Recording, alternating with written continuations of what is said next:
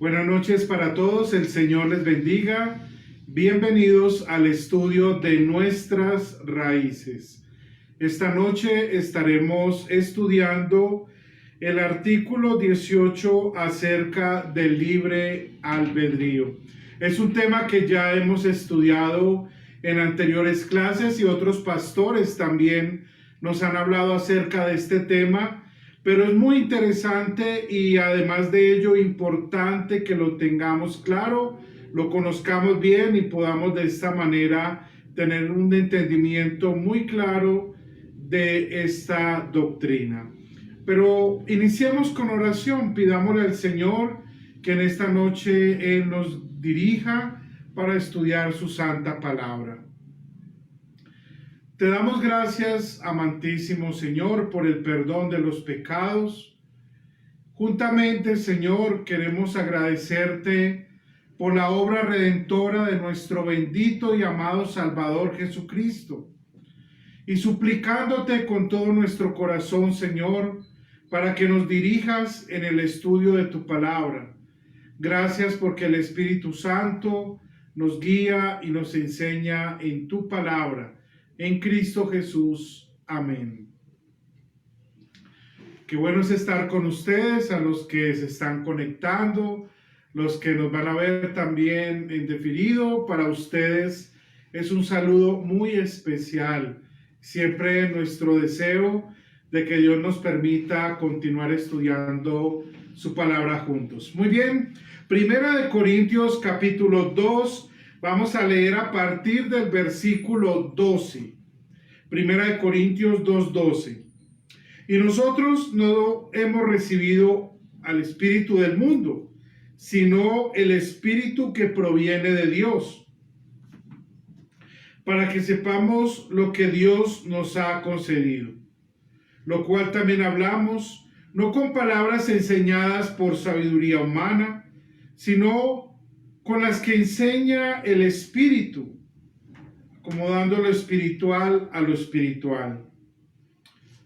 Pero el hombre natural no percibe las cosas que son del Espíritu de Dios, porque para él son locura, y no las puede entender porque se han de discernir espiritualmente. En cambio, el espiritual juzga todas las cosas, pero él no es juzgado de nadie. Porque ¿quién conoció la mente del Señor? ¿Quién le instruirá? Mas nosotros tenemos la mente de Cristo. Amén.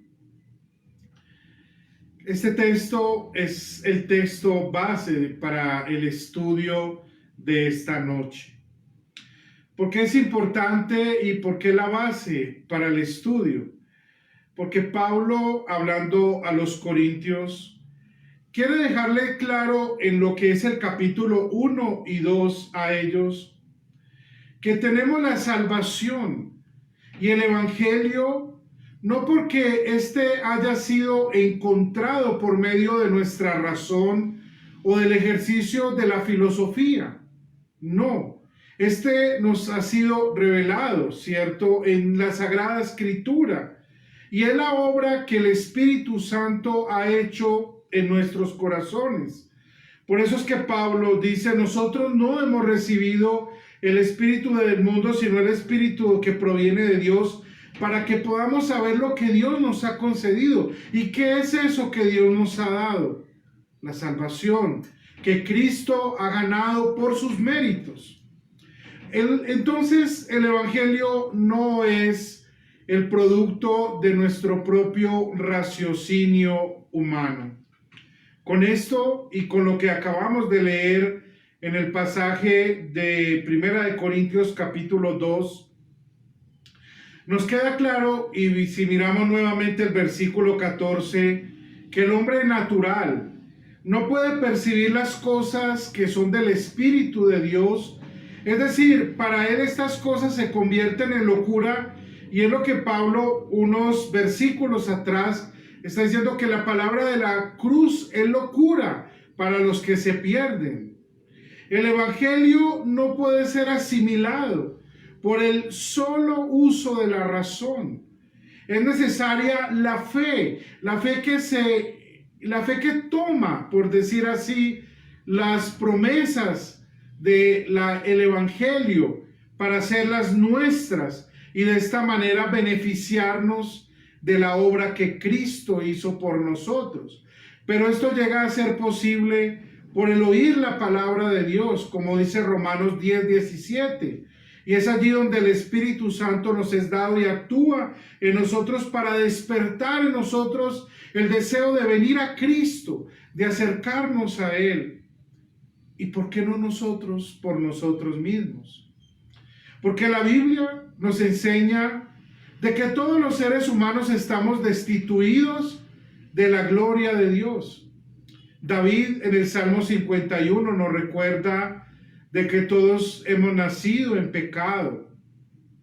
Pero también Pablo en la carta a los Efesios en el capítulo 2, versículo 1 nos recuerda cuál era nuestro estado antes de estar en Cristo.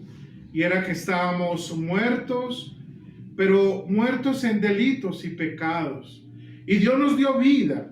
Y esta vida la hemos recibido mediante la obra del Espíritu Santo, que ha creado en nosotros la fe verdadera.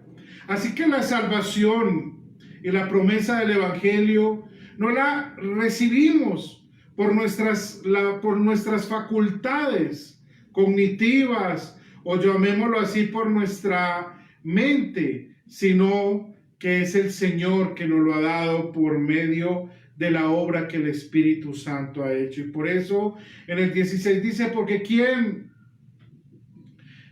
conoció la mente del Señor? ¿Quién la instruirá? Pero nosotros tenemos la mente de Cristo. Es lo que Pablo nos dice. Vamos, en este momento ya hemos tomado la base bíblica. Vamos a hacer lo que hemos hecho estas últimas clases. En primer lugar, vamos a ir a la Confesión de Augsburgo. Entonces, vamos a leer qué dice la Confesión de Augsburgo acerca del libre albedrío. Luego nos vamos a ir a lo que los teólogos católicos romanos refutaron a lo que se escribió en la Confesión de Augsburgo. Y por último, vamos a ver lo que dice la apología de la Confesión de Augsburgo al respecto del artículo. Empecemos entonces leyendo el artículo 18 de la Confesión de Augsburgo. Dice lo siguiente: se enseña también que el hombre tiene hasta cierto punto el libre albedrío que lo capacita para llevar una vida exteriormente honrada y para escoger entre las cosas que tiene la razón. Pero sin la gracia, ayuda u obra del Espíritu Santo, el hombre no puede agradar a Dios, temer a Dios de corazón, creer, ni arrancar de su corazón los malos deseos innatos.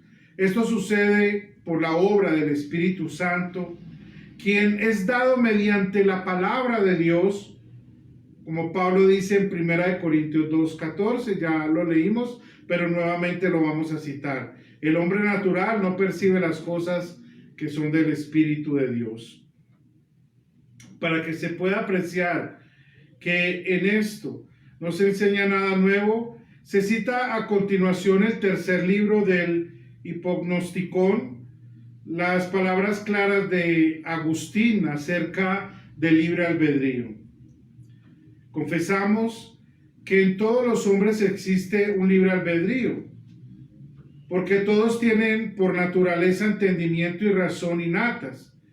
Esto no quiere decir de que sean capaces de hacer algo para con Dios. Por ejemplo, amar de corazón y temer a Dios. Al contrario, solo en cuanto a las obras externas de esta vida tiene la libertad de escoger lo bueno o lo malo. Con lo bueno quiere decir que la naturaleza humana puede decidir si trabaja en el campo o no, si comerá o beberá, o vestirá a un amigo o no, si se pondrá o quitará el vestido, si edificará casa, tomará esposa, si se ocupará en algún oficio o se hará cualquier cosa similar que sea útil y buena. No obstante, todo esto no existe ni subsiste sin Dios. sino que todo procede de Él y se realiza por Él. En cambio, el hombre puede por elección propia emprender algo malo, como por ejemplo arrodillarse ante un ídolo y cometer homicidio, etc. Esta última parte que hemos leído es una cita textual a esta gran obra de San Agustín llamado el Hipognosticón, en el cual él habla acerca del libre albedrío.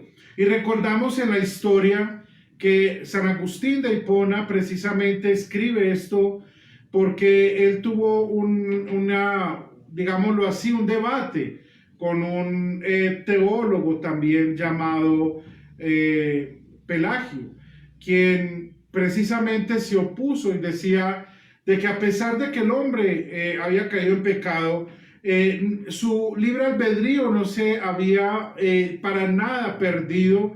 Entonces él tenía plena libertad de elegir y decidir si amaba o no a Dios.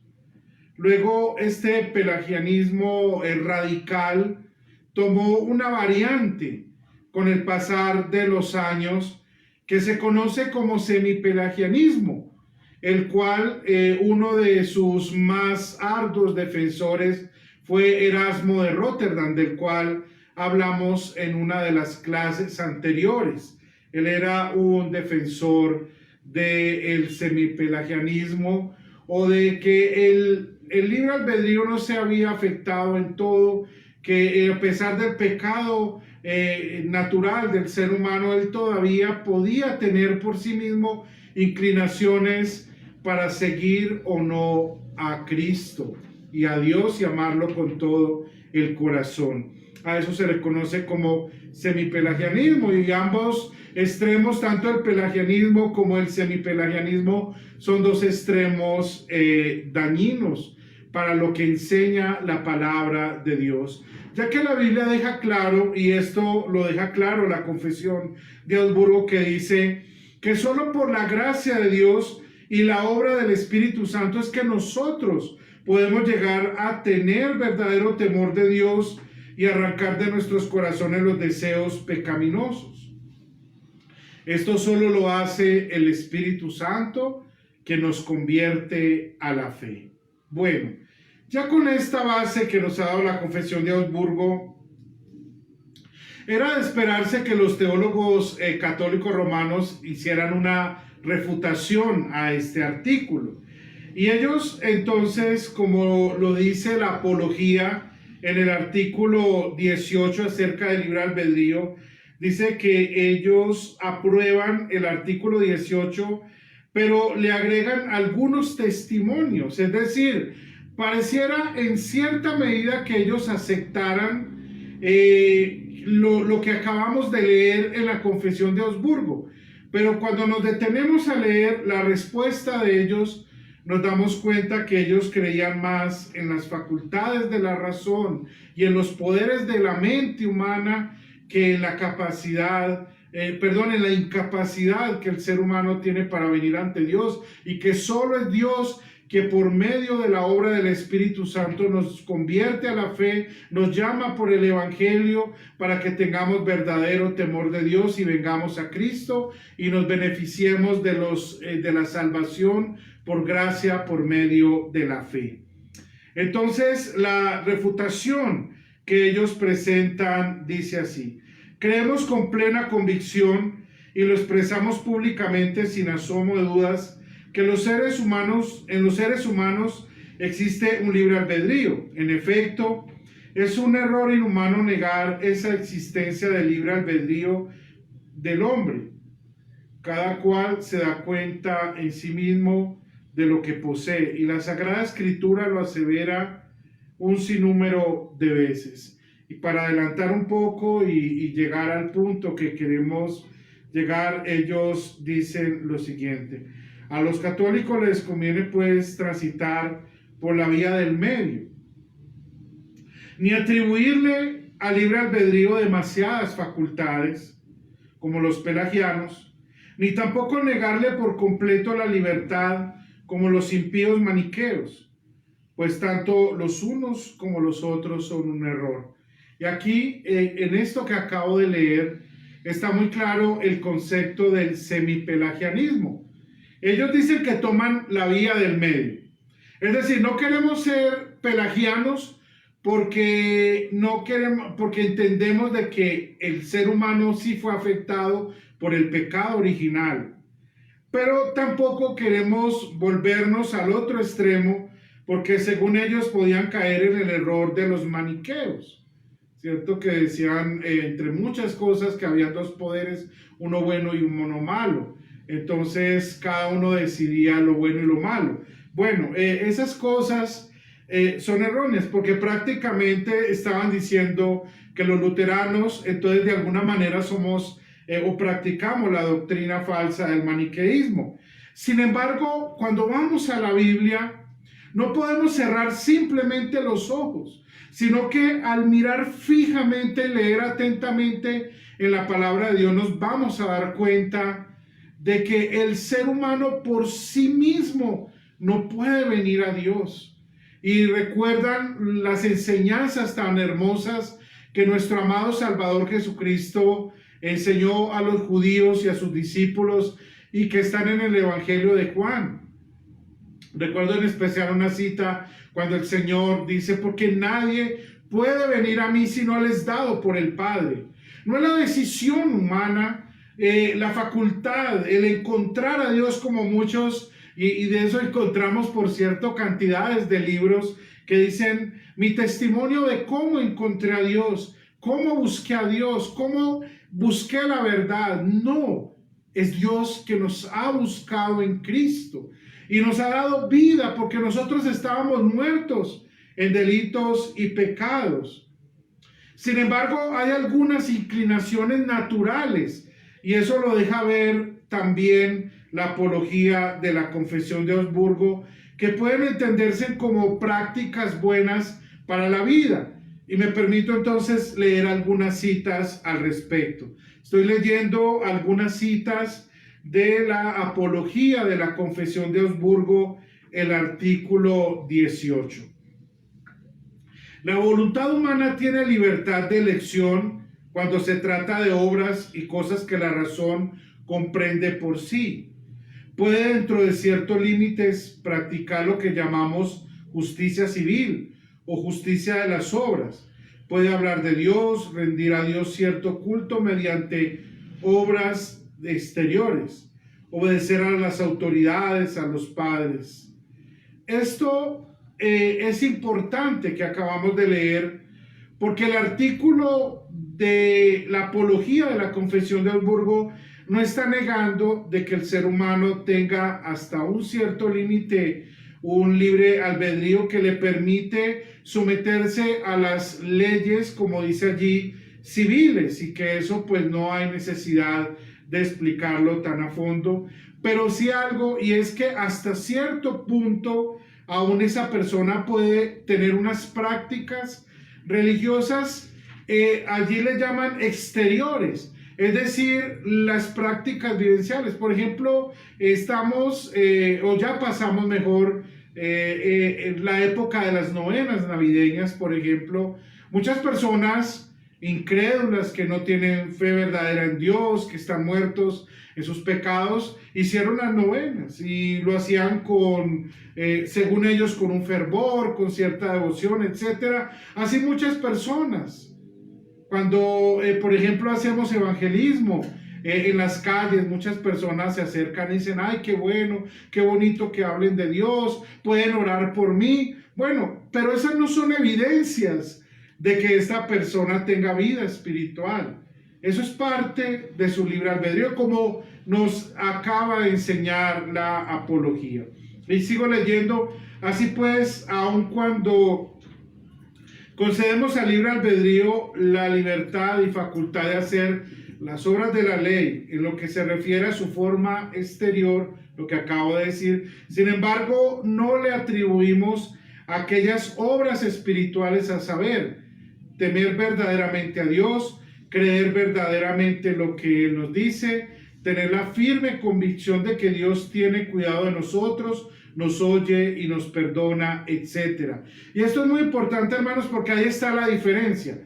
No son prácticas exteriores de la religiosidad, sino que ya aquí está hablando de las convicciones que solo pueden ser producidas por el Evangelio y que es la obra que el Espíritu Santo hace en nuestros corazones. ¿Con qué fin? De que nosotros tengamos confianza en que Dios escucha nuestras oraciones, de que le amamos de corazón y creemos en lo que Cristo ha hecho por nosotros. Eso solo es posible por la obra del Espíritu Santo, no por la facultad humana.